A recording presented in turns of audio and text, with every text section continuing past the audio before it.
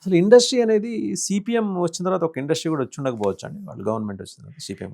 CPM అని కాదు, మన కాంగ్రెస్ హయాం నుంచే లేదు, 60s నుంచే అక్కడ ఇండస్ట్రీస్ లేవు. వాట్ ఎవర్ ఇప్పుడు మనం వింటున్నవన్నీ 60s ముందర ఉన్నవే. ముందునే Durgapur plant, steel plant, Haldia port, ఇదంతా ఎప్పటి నుంచో ఉంది, కానీ డెవలప్మెంట్ ఏం లేదు.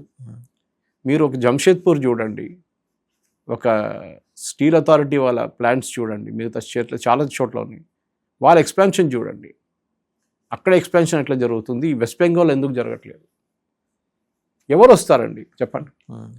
ఒక మాట మనం గుర్తుపెట్టుకోవాలి వాసుదేవన్ గారు, మీరు సిపిఎంని ఎంత తప్పు పట్టినా కానీ జ్యోతి బాసు గారు చేసిన ఒక పని చాలా మంచి పని చేశారు, కానీ అది రివర్స్ ఫైరింగ్ అయిపోయింది. అది మన దగ్గర జమీందారీ సిస్టమ్ తెలంగాణలో కూడా ఉన్నప్పుడు, ఉమ్మడి ఆంధ్రప్రదేశ్లో ఉన్న తెలంగాణలో చాలా మటుకు జమీందారీ సిస్టమ్ ఉండే. ఇక్కడ కూడా 100 ఏకర్లు, 150 ఏకర్లు, 200 ఏకర్లు, మళ్ళీ చిన్న ఒక రైతుకి వాడికి 1 ఏకర్ కూడా ఉండదు. వినోబా భావే గారు భూదాన్ మూమెంట్ తీసుకొచ్చారు, దాంతో ల్యాండ్ సరెండర్ చేయమన్నారు పెద్ద భూస్వాముల దగ్గర, చేశారు కూడా చాలామంది. కానీ భూదాన్ మూమెంట్ కూడా తర్వాత ఫెయిల్ అయిపోయింది. ఇప్పుడు భూదాన్ మూమెంట్లో చాలామంది ఇల్లు కూడా కట్టుకున్నారు మన బీబీ నగర్ వైపు అంతా. ఇది వెస్ట్ బెంగాల్ ఏం చేశారంటే ల్యాండ్ సీలింగ్ యాక్ట్ తీసుకొచ్చి ప్రతి రైతుకి 1/2 ఏకర్ 1 ఏకర్ ల్యాండ్ ఇచ్చారు. మంచి పని చేసింది మంచి, కానీ అప్పుడులో మీరు 1 ఏకర్లో మీరు పండించి మీరు బతకొచ్చు ఒక ఫ్యామిలీ అప్పుడు. ఇప్పుడు 2026లో మీకు 10 ఏకర్లు ఉంటే కూడా సరిపోదు, జస్ట్ అబౌట్ బ్రేక్ ఈవెన్ వస్తుంది మీకు. ఓకే, ఇంత పెట్టుబడి పెట్టి విత్తనాలు వేసి, ఎరువులు వేసి, నీళ్ళు పోపించి, వర్కర్స్ని పెట్టి పంట చేతికి వచ్చిన దాకా మీకు డబ్బులు ఉండవు. ఓకే, సో వెస్ట్ బెంగాల్లో ఉన్న అగ్రికల్చర్ సిస్టమ్ కంప్లీట్గా కొలాప్స్ అయిపోయింది. జ్యోతిబాసు గారు చేసిన టైంలో మంచిగా అయింది. ఇన్ఫ్యాక్ట్ దానికోసం one of the reasons naxalism West బెంగాల్కి రాలేదు, అక్కడి నుంచే మొదలైంది. అక్కడ ఒక విలేజ్ పేరు నక్సల్బారి, అక్కడి నుంచి మొదలైంది. చారు సానియాల్ వీళ్ళందరూ.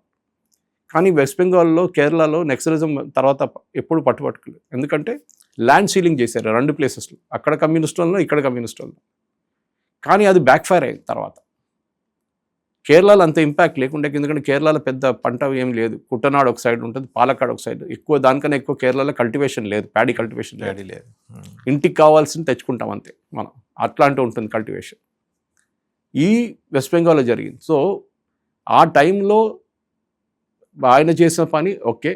తర్వాత ఇప్పుడు ఏమైందంటే, తర్వాత ఇప్పుడున్న రైతులు వాళ్ళు పేదోళ్ళు, అసలు ఏం చేయలేక వాళ్ళు ఏం చేస్తున్నారు, ఒక మంచి పెద్ద రైతుని పట్టుకొని వానికి లీజులు ఇచ్చేస్తారు.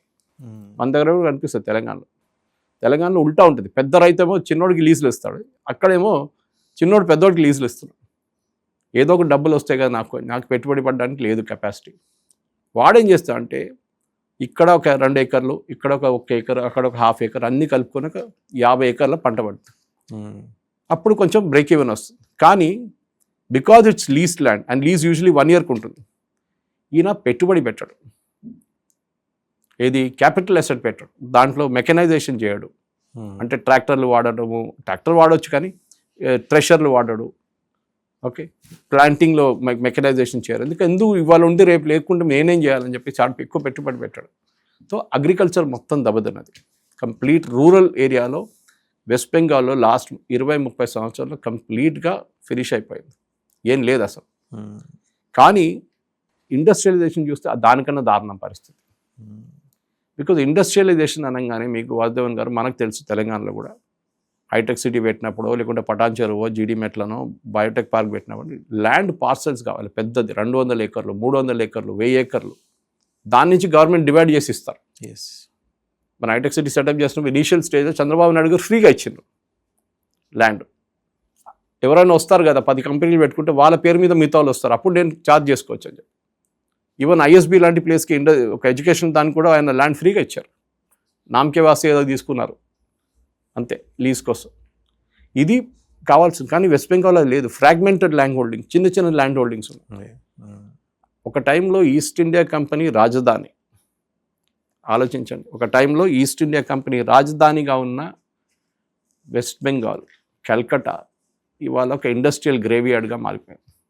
Exact, correct word, industrial graveyard. టాటాల్ని తన్ని తరిమేసింది కదా ఆవిడ. అదే ఒక నంబర్ మీకు చెప్తాను. మీకు ఈ డీఇండస్ట్రియలైజేషన్ మొదలైంది 1960 నుంచి, దట్ ఈస్ కాంగ్రెస్ హయాం నుంచి. డాక్టర్ బీసీ రాయ్, సిద్ధార్థ్ శంకర్ రాయ్, సిద్ధార్థ్ శంకర్ దాని తర్వాత కమ్యూనిస్ట్ వాళ్ళు 77లో వచ్చారు, జ్యోతి బాసు, దాని తర్వాత బుద్ధదేవ్ భట్టాచార్య. యాక్చువల్లీ దీంట్లో అందరిలో క్రెడిట్ ఇవ్వాల్సింది బుద్ధదేవ్ భట్టాచార్య. ఆయనకు అర్థమైపోయింది కల్కటా అండ్ వెస్ట్ బెంగాల్ ఒక ఇండస్ట్రియల్ గ్రేవ్యార్డ్ లాగా మారిపోయింది, శ్మశానం అయిపోయింది. దాన్ని మళ్ళీ తిరిగి తీసుకురావాలంటే, ఇండస్ట్రీలు పిలవాలంటే పెద్ద పెద్ద వాళ్ళు తీసుకురావాలని చెప్పి ఆయన సింగూరులో టాటాకి ల్యాండ్ ఇచ్చారు. మనందరూ తెలుసు. దాని తర్వాత మమతా బెనర్జీ చేసిన డ్రామా, ఆమె చేసిన గొడవ, టాటా పారిపోయారు అక్కడి నుంచి, గుజరాత్ వెళ్ళి అక్కడ ప్లాంట్ పెట్టుకున్నారు సనంద్లో. ఇప్పుడు అక్కడ ఉంది పెద్ద ఫ్యాక్టరీ. ఇప్పుడు సువేందు అంటున్నారు నేను మళ్ళీ తీసుకొస్తా అంట, అంత ఈజీ కాదు. దాంట్లో ఒక సేయింగ్ ఉంది మలయాళంలో, పిల్లి వేడి నీళ్ళు పడిన పిల్లి చల్లనీళ్ళు చూస్తూ భయపడుతున్నాడు. ఆ సంగతి ఇది కూడా. అడంటాడు రేపు ఏంటి గ్యారంటీ నాకు, మళ్ళీ ఈమె తిరిగి వస్తే 15 సంవత్సరాల తర్వాత మమ్మల్ని మళ్ళీ తీసి మట్టి బయట పడేస్తాయి, మేము ఇంత పెట్టుబడి ఎందుకు పెట్టాలి ఇక్కడ, ఏం గ్యారంటీ ఉంది? ఎలా సార్ మరి అక్కడ ట్రస్ట్? మన దగ్గర అది చూడండి డిఫరెన్స్ ఉంది. మన దగ్గర ఒక టైంలో కాంగ్రెస్, దాని తర్వాత టీడీపీ, దాని తర్వాత టీఆర్ఎస్, దాని తర్వాత మళ్ళీ కాంగ్రెస్, ఏ పాలసీ మారలేదు. ఇండస్ట్రీ ఎవరు ఇబ్బంది అక్కడిక్కడ ఫార్మా సిటీని ఫ్యూచర్ సిటీ చేశారు రేవంత్ రెడ్డి, కానీ మేజర్గా అవుటర్ రింగ్ రోడ్ కానీ మిగతా హైటెక్ సిటీ ఏరియాస్ కానీ ఏం మారలేదు. ఆ పాలసీ అట్లనే ఉండిపోయింది. అక్కడిక్కడ చిన్న మార్పులు ఉండొచ్చు కానీ మేజర్గా ఇండస్ట్రియల్ పాలసీ మారలేదు. సో ఒక కంటిన్యూటీ ఉంది ఇండస్ట్రియలిస్ట్కి, ఒక కాన్ఫిడెన్స్ ఉంది, పెట్టుబడి పెట్టాలి. ఈవెన్ రియల్ ఎస్టేట్ సెక్టర్లో కల్కటాలో ఫర్ ఎగ్జాంపుల్ పోయిన సంవత్సరం కల్కటాలో టోటల్ అమ్మిన మన ఫ్లాట్లు చూస్తే మీరు అది ఎంత 30-35 లక్షలు, అంతే 20 లక్షలు, సారీ 20 లక్షలు. హైదరాబాద్లో 65, ముంబై మెట్రోపాలిటన్ రీజన్లో 1.2 lakhs. తో కల్కటా ఇస్ లిటరలీ శ్మశానం. ఉండేది ముస్లోళ్ళు, ఓల్డ్ ఏజ్ హోమ్ అంటారు కల్కటాని, ఎందుకంటే యంగ్స్టర్స్ అందరూ వెళ్ళిపోయారు అక్కడి నుంచి, వాళ్ళు ఉద్యోగం చేసుకుంటూ మిగతా ఇదాకా వెళ్ళిపోయారు. ఒక టైంలో కల్కటా అనగానే ఇప్పుడు కూడా ఇంటలెక్చువల్ క్యాపిటల్ అంటారు, సినిమా కానీ లిటరేచర్ కానీ చాలా హై లెవెల్ అది. కల్కటా ఇంకో లెవెల్లో, what Bengal things today India things tomorrow అంటారు. ఫస్ట్ మెట్రో దేశంలో వచ్చింది కల్కటా, కానీ ఎక్కడ అంతే, ఎక్కడుందో అట్లనే ఉండిపోయింది. ఇప్పుడు మళ్ళీ ప్రోగ్రెస్. మొన్న చెప్పాను అనుకుంటా మీకు, ఒక 100 మీటర్ల ఒక సెక్షన్ మెట్రోది ఆమె అనుమతించట్లేదు లాస్ట్ 2 సంవత్సరాల నుంచి, అంతే అయిపోయి ఇక్కడ దాకా వచ్చేసింది. ఈ 100 మీటర్లు వేసేస్తే ఆ రూట్ అంతా పరిగెత్తుంది, బండ్లని చేయనీయలేదు. అంత ఆమెకి ఈగో, ఎందుకు అక్కడున్న బస్సు వాళ్ళు ఆటో వాళ్ళు ఉద్యోగం పోతుంది. సో వాళ్ళు లంచం ఇచ్చారు, సో ఇది ఆపేశారు. సో ప్రజలు దాంట్లోనే వెళ్ళాల్సి వస్తుంది, ఆటోలోనో లేకుంటే బస్సులో వెళ్ళాల్సి వస్తుంది. ఇప్పుడు మెట్రో కనెక్టివిటీ వచ్చింది, ఎట్లా వచ్చేస్తుంది అది, ఇది డిఫరెన్స్. సో దానికోసం డబుల్ ఇంజిన్ సర్కార్ అని మోదీ గవర్నమెంట్ చెప్పినప్పుడు కూడా మీకు ఇంకో ఫిగర్ కూడా ఇస్తాను నేను కావాలంటే. 2024-25లో బెంగాల్లో ఇండస్ట్రియలైజేషన్ షేర్ స్టేట్ దాని జీడిపికి 21%, 21. పక్కన ఉన్న అస్సాంలో 36%. అస్సాంలో అంత పెద్ద ఇండస్ట్రీస్ ఏం లేవు, కానీ స్టడీగా ఇండస్ట్రీస్ పెట్టుకున్నారు వాళ్ళు. ఎందుకు? తమిళనాడులో 32%. ఓన్లీ 1 year గురించి మాట్లాడు. తమిళనాడులో యాక్చువల్లీ చాలా ఎక్కువ, ఆల్రెడీ దే ఇండస్ట్రియలైజ్డ్ టోటల్. 2011 నుంచి 2026 దాకా కల్కటా నుంచి, అంటే వెస్ట్ బెంగాల్ నుంచి పారిపోయిన ఇండస్ట్రీలు మొత్తం తాళం వేసి పారిపోయిన వాళ్ళు 6,600 అనుకుంటా, 6,608 ఉండొచ్చు, 88, 6,688 ఇండస్ట్రీస్ తాళం వేసి వెళ్ళిపోయారు. Talking of medium industries and above. ఆలోచించండి, ఎందుకు? మిగతా స్టేట్లో ఇన్వెస్ట్మెంట్ వస్తున్నప్పుడు కల్కటా నుంచి పారిపోయారు. కానీ రీబిల్డ్ చేయడానికి, ట్రస్ట్ రీబిల్డ్ చేయడానికి వాసుదేవన్ గారు అంత ఈజీ కాదు. నేను చెప్పాను, ఒక ఎగ్జాంపుల్ ఇచ్చాను మీకు. ఇప్పుడు బీజేపీ వాళ్ళ మేనిఫెస్టోలో రాశారు, మేము దుర్గాపూర్ స్టీల్ ప్లాంట్ దాని చుట్టూ ఉన్న దాన్ని ఎక్స్పాండ్ చేయబోతున్నాం. హల్దియా పోర్ట్ చాలా మంచి పోర్ట్, అక్కడ ఎక్స్పాండ్ చేయబోతున్నాం. దాని పక్కన ఉన్న ఎకనామిక్ జోన్ డెవలప్ చేస్తాం మేము. ఇదంతా ఎప్పుడో చేయాలండే, ఎందుకు చేయలేదు? ఎందుకంటే ఒక యాంటీ ఇండస్ట్రీ యాటిట్యూడ్ ఉంటాయి. మమతా బెనర్జీకి ఉంటే, దానికన్నా ముందు సిపిఎంకి ఉండే. సో ఇప్పుడు ఏం ప్రాబ్లం ఎక్కడ వస్తుందంటే, మీరు ఫర్ ఎగ్జాంపుల్ రెవెన్యూ లేదు, వాళ్ళ ఉన్న మ్యాక్సిమం రెవెన్యూ మందు నుంచి వస్తుంది, లిక్కర్. ఓకే, సరే ప్రతి స్టేట్లో ఉందనుకోండి అది, కానీ కల్కటాలో అక్కడ ఇండస్ట్రీ నుంచి ట్యాక్స్ లేదు మీకు, వాళ్ళు జిఎస్టీ కట్టారు, ఏం లేదు అక్కడ, ఇండస్ట్రీలే లేవు. సో ఎందుకు కడతారు జిఎస్టీ? సో మీకు కావాల్సిన రెవెన్యూ అంతా అక్కడి నుంచి వస్తుంది. దాని మీద ఫ్రీబీస్, దాని మీద అప్పులు. అప్పు తీసుకోవద్దని చెప్పట్లేదు, ప్రతి స్టేటు ఈవెన్ సెంట్రల్ గవర్నమెంట్ అప్పులు తీసుకుంటారు. అప్పు దేనికి వాడుకుంటారు అది చాలా ఇంపార్టెంట్. అప్పు తీసి మీరు ఫ్రీ బీలు ఇవ్వడం కాదు, మీరు తీసుకోండి కొంత ఫ్రీ బీల్ ఉంటుంది, లేదని చెప్పలేము మనం. కానీ మీరు దాంతో బ్రిడ్జ్ కట్టారా, దాంతో స్కూల్ కట్టారా, దాంతో రోడ్లు కట్టారా, ఇది చూస్తారు. క్యాపిటల్ అసెట్ క్రియేట్ చేస్తారా మీరు? ఒక రోడ్ వేస్తే ఇవాళ మీరు ఒక 100 కోట్లు రోడ్ వేస్తే రేపు దాని విలువ 200 ఉంటుంది, దాని తర్వాత 250 కోట్లు అవుతుంది. The value of the land, ఆ ప్రాజెక్ట్ కాస్ట్ మీకు పెరిగిపోతుంది. ఇది చాలా ఇంపార్టెంట్, కానీ చేయలేదు. ట్యాక్స్ రెవెన్యూస్ చూస్తే మీరు చాలా మటుకు లాస్ట్ 5 సంవత్సరాల్లో వెస్ట్ బెంగాల్ ట్యాక్స్ రెవెన్యూ తగ్గింది. యూజువల్లీ ట్యాక్స్ రెవెన్యూస్ పెరగాలి, తగ్గింది అనమాట. సో మీరు ఒక టైంలో వెస్ట్ బెంగాల్లో నేషనల్ యావరేజ్ ఇన్కమ్ అంటాం మనం, ఒక ఇన్కమ్ యావరేజ్ ఉంటుంది, ఒక 2 లక్షల రూపాయలు ఉంటుంది అప్రాక్సిమేట్లీ. అది దానికన్నా ముందున్న పాత టైంలో కొంచెం తక్కువ ఉంటుంది. ఒక టైంలో వెస్ట్ బెంగాల్ నేషనల్ యావరేజ్ కన్నా 27% ఎక్కువ ఉండే. అంటే 127% of the national average income. అంటే ఫర్ ఎగ్జాంపుల్ ఒక జస్ట్ గివ్ ఎగ్జాంపుల్ ఇస్తాను మీకు, 1,00,000 రూపాయలు యావరేజ్ ఇన్కమ్ ఉంటే ప్రతి సంవత్సరానికి వెస్ట్ బెంగాల్ 1,27,000.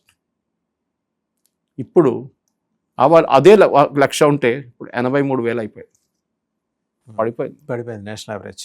అక్కడ 27, ఇక్కడ ఒక ఆల్మోస్ట్ 30-40% పడిపోయింది. వెస్ట్ బెంగాల్ ఒక టైంలో వాసుదేవన్ గారు హైలీ స్కిల్డ్ టాలెంట్ని పంపిస్తుండే బయటికి. నేను బహుశా మీకు దీనికన్నా ముందు కూడా చెప్పాను ఒకసారి, కొన్ని ఛానల్స్లో కూడా మాట్లాడాను దీని గురించి. నేను 88లో ఒక ప్రాజెక్ట్ హోటల్లో పనిచేశాను వైజాగ్లో. ప్రాజెక్ట్ హోటల్ ఉండే కట్టడానికి. అది ఆ టైంలో అక్కడ శ్రీపురం జంక్షన్లో హెచ్ఎస్బిసి కాల్ సెంటర్ ఉండే. అవును, ఉంది. ఇప్పుడు 88, అప్పుడు హైదరాబాద్ ఏం కాలేదు. అప్పుడు 88లో అక్కడ ఉన్నప్పుడు ఆ డెవలప్మెంట్ ఎందుకు వచ్చారు వాళ్ళు, అక్కడ ఎందుకు పెట్టారంటే కల్కట్టా నుంచి వచ్చిన హైలీ స్కిల్డ్ వాళ్ళు, అక్కడ ఇండస్ట్రియల్ ఇన్వెస్ట్మెంట్ అక్కడ లేదు, అక్కడ పెట్టుబడి పెట్టాలని చెప్పిన హెచ్ఎస్బిసి వాళ్ళు ఇక్కడ పెట్టారు వైజాగ్లో.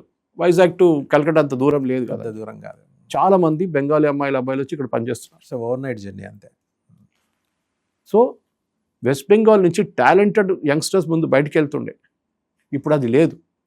మీరు స్కిల్ డెవలప్మెంట్ చేయలేదు, మీ దగ్గర ఉన్న అబ్బాయిలు బయట వెళ్ళి చదువుకుంటున్నారు. ఇప్పుడు మీరు ఎక్స్పోర్ట్ చేస్తున్నది లో స్కిల్ లేబర్, కన్స్ట్రక్షన్ సైట్లో పనిచేయడానికి, హోటల్లో పనిచేయడానికి. లో స్కిల్ అని చెప్పట్లేదు, అది కూడా స్కిల్ ఉంది అనుకోండి, కానీ మీరు ఆ స్కిల్ ఇన్కమ్ లెవెల్ వాళ్ళకు నెలకు 1,00,000 రూపాయలు జీతం వస్తే వీడికి 10,000 20,000 వస్తుంది. ఆలోచించండి, ఎందుకు మీ దగ్గర లోకల్ ఎంప్లాయ్మెంట్ లేదు? బికాస్ స్పెషలీ మీ అగ్రికల్చర్ సెక్టర్ దెబ్బతిన్నది. నేను చెప్పాను చూడండి, ల్యాండ్ హోల్డింగ్స్లో మీకు అగ్రికల్చర్ సెక్టర్లో మీకు స్ట్రెంగ్త్ ఉంటే మీరు బయటికి వచ్చి పనిచేయరు. మన దగ్గర మీరు చూసుంటారు లేబర్ అడ్డాల్లో సీజన్ లేనప్పుడు ఇలా వచ్చి లేబర్ అడ్డాల వల్ల చాలామంది ఊరు నుంచి వచ్చి నిలబడతారు. అక్కడ సీజన్ ఉన్నప్పుడు ఓకే అగ్రికల్చర్ సీజన్ నడుస్తున్నారు వాళ్ళు అక్కడే ఉంటారు, ఎందుకంటే వాళ్ళకు రోజుకి ఒక 1,000 రూపాయలు ఎంత వస్తుంది.